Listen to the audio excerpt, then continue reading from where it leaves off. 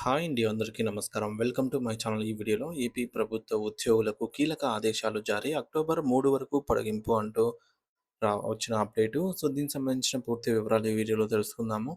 Video అయితే ఎక్కడే కానీ స్కిప్ చేయకుండా ఎండ్ వరకు చూసేయండి. ఇన్ఫర్మేషన్ పూర్తిగా అర్థమవుతుంది. అలాగే వీడియో చూస్తున్న ప్రతి ఒక్కరు లైక్ చేయండి. వీడియోని తోటి ఉద్యోగ మిత్రులతో షేర్ చేయండి. కొత్తగా చూస్తున్న వారైతే మన ఛానల్‌ని సబ్స్క్రైబ్ చేసుకోవడం మర్చిపోకండి ఫ్రెండ్స్. ఇక విషయానికి వచ్చినట్లయితే ఆంధ్రప్రదేశ్ రాష్ట్ర ప్రభుత్వ ఉద్యోగుల బదిలీలపై నిషేధాన్ని పొడిగిస్తూ ప్రభుత్వం తీసుకున్న నిర్ణయానికి సంబంధించిన పూర్తి వివరాలండి. మొదటగా బదిలీలపై నిషేధం పొడిగింపు. ఓటర్ల జాబితా సవరణ ఎస్ఎస్ఆర్ స్పెషల్ సమ్మరీ రివిజన్ ప్రక్రియను నిరంతరాయంగా సమర్థవంతంగా పూర్తి చేసేందుకు అధికారుల బదిలీపై ఉన్నటువంటి నిషేధాన్ని అక్టోబర్ 3 తేదీ వరకు పొడిగిస్తూ ప్రభుత్వం ఉత్తర్వులు జారీ చేసింది. దీనికి గల కారణం కేంద్ర ఎన్నికల సంఘం నిర్దేశించినటువంటి షెడ్యూల్ ప్రకారంగా ఓటర్ల నమోదు మరియు జాబితా సవరణ ప్రక్రియ సజావుగా సాగాలంటే విధుల్లో ఉన్న సిబ్బంది స్థానచలనం లేకుండా ఒకే చోట పనిచేయవలసి ఉంటుంది. మూడవది ఓటర్ల జాబితా సవరణ షెడ్యూల్.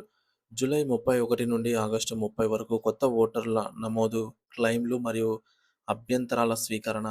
సెప్టెంబర్ 28 నాటికి వచ్చిన వినతులన్నింటినీ క్షేత్రస్థాయిలో పరిశీలించి పూర్తిగా పరిష్కరించాలి. అక్టోబర్ 3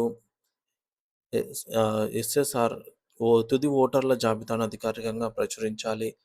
అయితే ఎవరికి ఇది వర్తిస్తుందంటే, ఈ ఉత్తర్వులు ప్రధానంగా ఓటర్ల జాబితా ప్రక్రియలో నేరుగా పాల్గొంటున్న అధికారులకు వర్తిస్తాయి.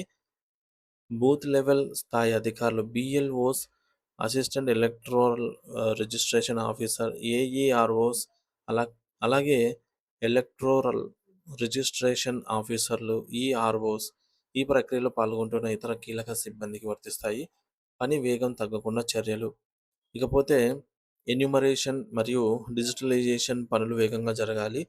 అధికారులు మధ్యలో మారితే ఈ పనులు ఆటంకం కలిగే ప్రమాదం ఉందని ప్రభుత్వం భావించింది.